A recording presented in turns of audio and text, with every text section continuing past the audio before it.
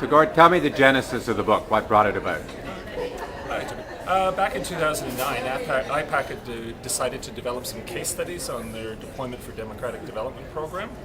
And so we started writing these, and about 3 or 4 case studies in, Amazon was head of international at IPAC, we started realizing there was something sort of pretty impressive going on with these individual cases. DDD is a program that funds short-term Canadian technical assistance at a pretty reasonable cost to anywhere in the world.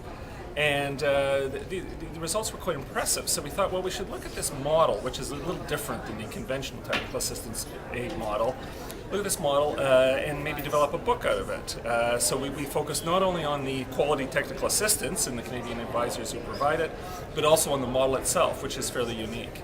So if I was a practitioner in the public service, what would I gain from the book? Well, the interesting thing about it to me was the way in which the Canadian advisors worked with their local partners to resolve, the various challenges that came up, and their responses often were quite creative. We always talk about thinking outside the box. Well, these cases will illustrate examples where they actually did. In one case, it was sort of dealing with 2 working groups, one under the president, one under the prime minister, different parties. Well, that's a challenge, and Maria Barrados did a deft job of working through that problem. Another we had in Alexander in Guyana, faced with the government on the first day of this project, saying, "We won't work with you."